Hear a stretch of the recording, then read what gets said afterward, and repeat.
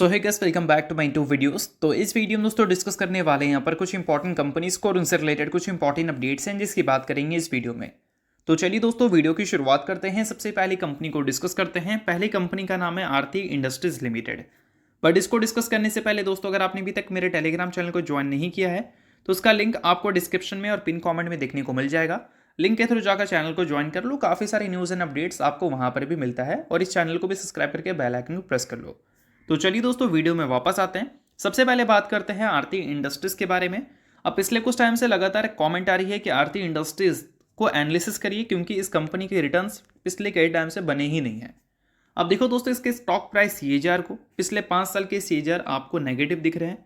3 साल के भी नेगेटिव हैं, 1 साल के भी नेगेटिव हैं। इट मीन्स कंपनी ने पिछले 5 साल, 3 साल, 1 साल में रिटर्न दिया नहीं है, रिटर्न लिया है। यानी कि 1 साल पहले जिसने भी इस कंपनी में 100 रुपये भी डाला होगा उसका फिलहाल 60 रुपये बचा है। यानी कि 40% नेगेटिव रिटर्न कंपनी ने दिया है। अब देखो दोस्तों, स्टॉक प्राइस सीएजीआर किसी भी कंपनी का नेगेटिव और पॉजिटिव कैसे डिसाइड होता है? उस कंपनी के ग्रोथ के बेसिस पे। ग्रोथ मतलब क्या?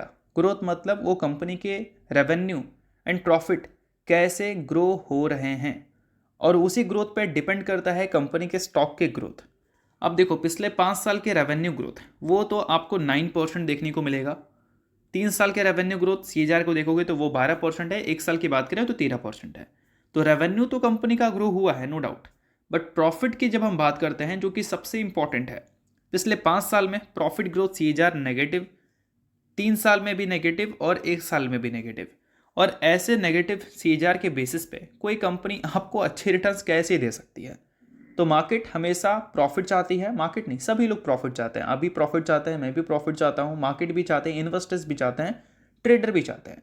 अब इन्वेस्टर कोई कंपनी में इन्वेस्ट की है तो वो कंपनी से अगर वो प्रॉफिट चाह रहे हैं तो उसके लिए उस कंपनी को प्रॉफिट करना होगा। और प्रॉफिट ये कंपनी पिछले कई टाइम से कर ही नहीं पा रही है। पिछले 5 साल में प्रॉफिट ग्रोथ नेगेटिव रही है। तो ऐसे में स्टॉक अच्छा परफॉर्म कैसे कर सकता है? तो ये पॉइंट है जो कि आपको समझ लेना है। और इसी पॉइंट की वजह से आपको स्टॉक प्राइस सीएजीआर नेगेटिव दिख रहा है। और लगातार जो लोग कमेंट कर रहे थे कि कंपनी रिटर्न्स क्यों नहीं दे रही है, तो इसी वजह से रिटर्न्स नहीं दे रही है। अब इंपॉर्टेंट चीज़ ये है, क्या फ्यूचर में कंपनी रिटर्न्स दे सकती है? तो हो सकता है दे दे, क्योंकि कंपनी एक्सपेंशंस तो कर रही है। मतलब कंपनी ने कैपेक्स वगैरह तो प्लान कर रखा है। अगर सिचुएशन ग्लोबली नॉर्मलाइज हो जाती है तो कंपनी के प्रोडक्ट में दम तो है कि कंपनी अपने रेवेन्यू एंड प्रॉफिट को आगे भी ग्रो कर सकती है। तो इस वजह से रेवेन्यू ग्रोथ और प्रॉफिट ग्रोथ फ्यूचर में अच्छा तो होता हुआ दिख सकता है अकॉर्डिंग टू कंपनी स्टेटमेंट। अब वैसा हो जाता है तो वेल एंड गुड, अगर नहीं होता है तो फिर आपको कुछ ऐसे ही परफॉर्मेंस रिपीट होते हुए देखने को मिलेंगे जो आपको देखने को मिल रहे हैं। तो चलिए अब डिस्कस करते हैं अगली कंपनी को, जिसका नाम है मैज़गॉन डॉक शिप बिल्डर्स लिमिटेड। अब पिछले कुछ टाइम में सभी कंपनीज के Q3 के अर्निंग्स हमें देखने को मिल गए। डिफेंस कंपनी की बात करें तो कुछ कंपनी ने नंबर्स काफ़ी अच्छे रिपोर्ट किए, जिसमें मैज़गॉन का नाम आता है और HCL का नाम आता है। तो कुछ कंपनी ऐसी भी है जो कि नंबर्स एक्सपेक्टेशंस के हिसाब से बिल्कुल भी रिपोर्ट नहीं की, जिसमें कोचिंग शिपयार्ड का आप नाम ले सकते हो। अब मैज़गॉन सबसे अच्छा नंबर रिपोर्ट किया है, ऐसा मेरा कहना है और ऐसा मार्केट का भी कहना है, क्योंकि नंबर्स के बाद इसके स्टॉक में मूवमेंट हमें अच्छी देखने को मिली थी। अभी रिसेंटली कंपनी के मैनेजमेंट की तरफ से कुछ कमेंट्री हमें देखने को मिली है। कमेंट्री दोस्तों ये है कि 50 एकड़ ऑफ लैंड्स इस कंपनी ने एक्वायर किया है, डेवलपिंग इट्स नेवी यार्ड। अब इसके लिए कंपनी 5,000 करोड़ रुपए इन्वेस्ट करने वाली है अगले 4 से 5 सालों में। और ये इन्वेस्टमेंट्स क्यों होंगी? क्योंकि कंपनी कर रही है एक्सपेंशन, अपने कैपेसिटी को मोर देन डबल करना चाहती है। यानी कि अगर कंपनी अपने करंट कैपेसिटी में एक, मान लो कोई भी जिसका प्रोडक्शन करती है, तो उसको अगले 4 से 5 सालों में 2 से 3 करने का प्लान कर रही है कंपनी। और इस वजह से 5,000 करोड़ रुपए कंपनी की तरफ से इन्वेस्टमेंट्स होने वाले हैं अगले 4 से 5 सालों में। और इसके अलावा दोस्तों, मैज़गॉन की नज़र है अपने ऑर्डर बुक को थोड़ा सा डाइवर्सिफाइड करना है। और इस चीज़ को लेकर भी कंपनी के मैनेजमेंट की तरफ से कुछ स्टेटमेंट्स हमें देखने को मिली है। और ये जो मैनेजमेंट की मैं बात कर रहा हूँ, ये और कोई नहीं, कंपनी के चेयरमैन संजीव सिंघल की तरफ से ये सारी चीज़ें हमें सुनने को मिल रही हैं। और इसके अलावा दोस्तों और भी काफ़ी सारी चीज़ें आपको देखने को मिलेंगी, जिसमें ये मेंशन किया गया है कि कंपनी जो है वो फिलहाल एक्सप्लोर कर रही है opportunities in offshore verticals like under sea pipelines laying and offshore platform works. और इस चीज़ को लेकर भी कंपनी के मैनेजमेंट की तरफ से स्टेटमेंट्स हमें देखने को मिली हैं। अब इन सारी चीज़ों की बेसिस पे आपको क्या लगता है मैज़गॉन का फ्यूचर हमें कैसा देखने को मिलेगा, वो मुझे कमेंट में ज़रूर बताना।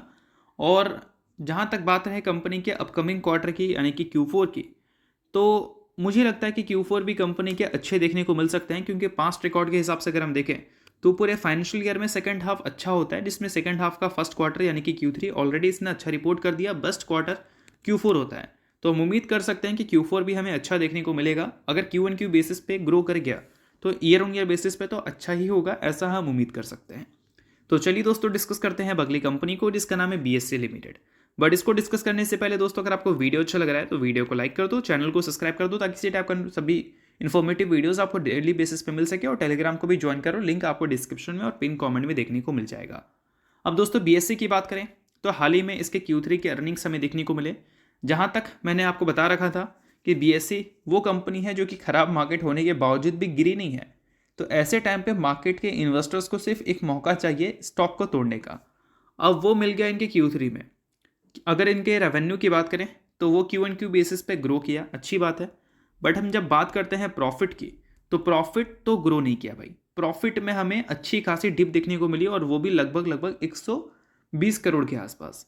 अब रेवेन्यू ग्रो किया, प्रॉफिट 120 करोड़ कम है, तो इसका मतलब कहीं ना कहीं ये मार्केट को एक रीज़न दे चुका है स्टॉक को तोड़ने का। और अभी देखोगे पिछले कुछ टाइम में तो करेक्शंस तो इसमें ज़रूर देखने को मिली है, और अभी स्टॉक का जो प्रेजेंट टाइम है वो 50 डेज मूविंग एवरेज से नीचे जा चुका है। और दोस्तों इसके प्राइस टू अर्निंग मल्टीपल्स की बात करें तो इसके जो EPS थे उस हिसाब से इसके जो प्राइस टू अर्निंग मल्टीपल्स थे वो पूरी तरह से एक फेयर वैल्यू पे थे। बट अब यहाँ पर नंबर्स खराब रिपोर्ट कंपनी ने किया है, तो इस वजह से EPS में गिरावट की एक कंसर्न पैदा हो गई है। तो इस वजह से कंपनी के वैल्यूएशन में भी एक करेक्शन हमें देखने को मिल रहा है। बट मार्केट क्या कह रही है? मार्केट दोस्तों पेग रेशो के हिसाब से ये कह रही है कि फ्यूचर में जो ग्रोथ कंपनी रिपोर्ट कर सकती है उस हिसाब से कंपनी का जो current price to earning multiples है वो एक्सपेंसिव है, क्योंकि ये 4.42 के ऊपर है या फिर 42 है।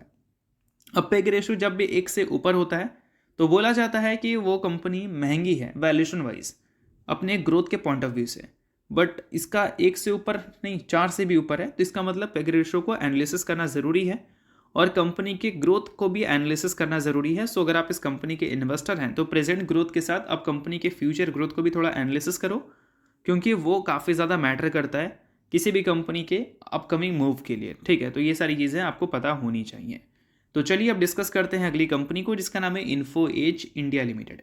रिसेंटली दोस्तों 1:5 के रेशो में स्टॉक स्प्लिट का अनाउंसमेंट किया इस कंपनी ने। इसका मतलब एक शेयर के बदले कंपनी अपने इन्वेस्टर्स को 5 शेयर देगी स्प्लिट के तौर पर।